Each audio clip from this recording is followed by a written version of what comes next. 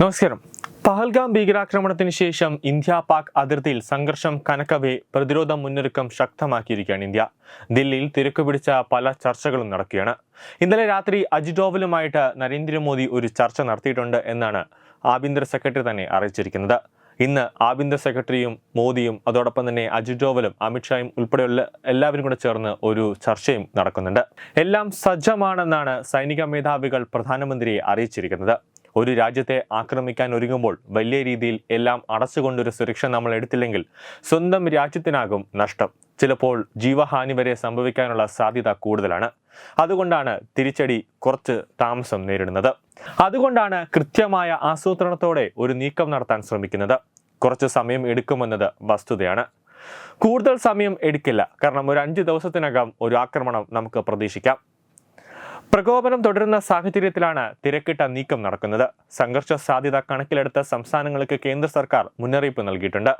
Mock drill 7 നടത്താനാണ് നിർദ്ദേശം നൽകിയിരിക്കുന്നത്. അതിർത്തിയോട് ചേർന്നുള്ള സംസ്ഥാനങ്ങളോടാണ് പ്രധാനമായും പറഞ്ഞിരിക്കുന്നത്. റഷ്യൻ പ്രസിഡന്റ് വ്ളാഡിമിർ പുതിൻ ഇന്ത്യക്ക് പൂർണ്ണ പിന്തുണ അറിയിച്ചിട്ടുണ്ട്. പ്രധാനമന്ത്രി നരേന്ദ്രമോദിയുമായി നടത്തിയ ഫോൺ സംഭാഷണത്തിൽ ഭീകരവാദത്തിനെതിരായ ഇന്ത്യയുടെ പോരാട്ടത്തിന് പൂർണ്ണ പിന്തുണ നൽകുന്നതായി വ്യക്തമായി പറയുന്നുണ്ട്. പഹൽഗാം ഭീകരാക്രമണത്തിന് ഉത്തരവാദികളായവരെ നിയമത്തിന് മുന്നിൽ എത്തിക്കണമെന്നും പുതിൻ ആവശ്യപ്പെടുന്നുണ്ട്. ജപ്പാൻ പ്രതിരോധ മന്ത്രി ജൻ നഗതാനിയുമായി പ്രതിരോധ മന്ത്രി രാജ്നാഥ് സിംഗ് ഒരു കൂടിക്കാഴ്ച നടത്തിയിരുന്നു. ഭീകരവാദത്തിനെതിരെ ഇന്ത്യയുടെ പോരാട്ടത്തിന് ജപ്പാൻ പിന്തുണ പ്രഖ്യാപിച്ചു. ഇന്ത്യൻ പ്രതിരോധ വെബ്സൈറ്റുകൾ ഹാക്ക് ചെയ്യാൻ പാക് സൈബർ ഗ്രൂപ്പുകൾ ശ്രമിച്ചതായി റിപ്പോർട്ടുണ്ട്. അതേസമയം ജമ്മു കാശ്മീർ അതിർത്തി ഒരു നിയന്ത്രണ രേഖയിൽ പാകിസ്ഥാൻ വെടിവെപ്പ് തുടരുകയാണ്. ഇന്ത്യ ശക്തമായി തന്നെ തിരിച്ചടിക്കുന്നുമുണ്ട്. ആഭ്യന്തര മന്ത്രാലയം പുറപ്പെടുവിച്ച മോക്ക് ഡ്രില്ലിൽ ഇങ്ങനെയാണ് വ്യക്തമാക്കുന്നത്. അതായത് മോക്ക് ഡ്രിൽ മുന്നറിയിപ്പിൽ പറയുന്നത് സൈറനുകളുടെ പ്രവർത്തനക്ഷമത പരിശോധിക്കൽ, അടിയന്തര സാഹചര്യങ്ങൾ നേരിടാൻ പൊതുജനങ്ങൾക്കും വിദ്യാർത്ഥികൾക്കും പരിശീലനം നൽകൽ, അടിയന്തര ബ്ലാക്ക് ഔട്ട് അതായത് കാഴ്ച മറച്ചുപിടിക്കൽ സംവിധാനങ്ങൾ ഒരുക്കൽ, സുപ്രധാന പ്ലാന്റുകളും സ്ഥാപനങ്ങളും മറയ്ക്കാനുള്ള ഒരു സംവിധാനം ഒരുക്കുക, ഒഴിപ്പിക്കൽ പദ്ധതി, അതിനാവശ്യമായ പരിശീലനം ഒരുക്കുക, തന്ത്രപ്രധാന കൂടിക്കാഴ്ചകൾ തുടങ്ങിയവയാണ് മോക്ക് ഡ്രില്ലിൽ ഉണ്ടാവുക. പ്രധാനമന്ത്രി നരേന്ദ്രമോദി തിങ്കളാഴ്ച പ്രതിരോധ സെക്രട്ടറി രാജേഷ് കുമാർ സിംഗുമായും ദേശീയ സുരക്ഷാ ഉപദേഷ്ടാവ് അജിത് ഡോവലുമായും ചർച്ച നടത്തി. സുരക്ഷാ സ്ഥിതിഗതികളും സൈന്യത്തിന്റെ മുന്നൊരുക്കങ്ങളും ഇരുവരും പ്രധാനമന്ത്രിയോട് വിവരിച്ചതായാണ് വിവരം. പിന്നാലെയാണ് മോക്ക് ഡ്രിൽ നടത്താൻ നിർദ്ദേശിച്ചത്. സംയുക്ത സേനാ മേധാവി ജനറൽ അനിൽ ചൗഹാനുമായും സേനാ മേധാവികളുമായും കഴിഞ്ഞ ദിവസങ്ങളിൽ നടത്തിയ കൂടിക്കാഴ്ചകളുടെ തുടർച്ചയായിട്ടാണ് പ്രധാനമന്ത്രി പ്രതിരോധ സെക്രട്ടറിയെ കണ്ടത്. ധനമന്ത്രി നിർമ്മല സീതാരാമൻ ഏഷ്യൻ വികസന ബാങ്ക് പ്രസിഡന്റ് മസോദോ ഖാണ്ടയെ കണ്ട് പാകിസ്ഥാനുമായുള്ള ധനസഹായം കുറയ്ക്കാൻ അഭ്യർത്ഥിച്ചിട്ടുണ്ട്. അതിർത്തി കടന്നുള്ള ഭീകരവാദത്തെ പാകിസ്ഥാൻ വളർത്തുകയാണെന്നാണ് ഇന്ത്യയുടെ ആക്ഷേപം. ഇറ്റാലിയൻ ധനകാര്യമന്ത്രി ജിയാൻ കാർലോ അതോടൊപ്പം തന്നെ ധനമന്ത്രി നിർമ്മല സീതാരാമനെ കണ്ടൊരു ആവശ്യം ഉന്നയിച്ചിട്ടുണ്ട്. ജമ്മു കാശ്മീരിലെ പൂഞ്ച് വനമേഖലയിലെ ഭീകരരുടെ ഒളിത്താവളം തകർത്ത് സുരക്ഷാ സേന ഇപ്പോൾ മുന്നോട്ട് പോവുകയാണ്. സൈന്യവും ജമ്മു കാശ്മീർ പോലീസും സംയുക്തമായി നടത്തിയ പരിശോധനയിലാണ് സുരാദിലിൽ ഒളിത്താവളം കണ്ടെത്തിയത്. 5 IED ബോംബുകളും അതോടൊപ്പം തന്നെ വയർലെസ് സെറ്റുകളും കണ്ടെത്തിയിട്ടുണ്ട്. IEDകൾ 1/2 കിലോ മുതൽ 5 കിലോ വരെ ഭാരമുള്ളതാണ്. ഇവ നിയന്ത്രിത സ്ഫോടനത്തിലൂടെ സൈന്യം നശിപ്പിച്ചിട്ടുണ്ട്.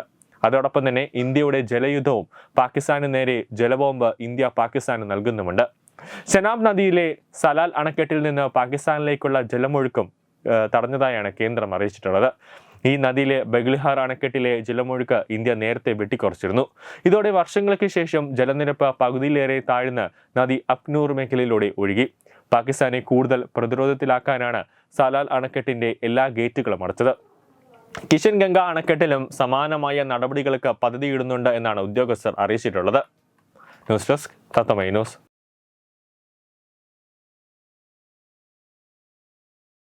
Branding partner EduBix Online Executive Education. Focus Physiotherapy Center Pattam. Unnat Engineering Gujarat. Tirthayatra.com. Iron Build Gujarat. PRS Hospital Killipalam Thiruvananthapuram. 5 തലമുറകളായി നിങ്ങൾക്കൊപ്പം. തുമ്പമൺ ശ്രീ വടക്കുംനാഥൻ ക്ഷേത്രം അമ്പലക്കടവ് പത്തനംതിട്ട. ശ്രീമദ് സ്കന്ദപുരാണ മഹാസത്രം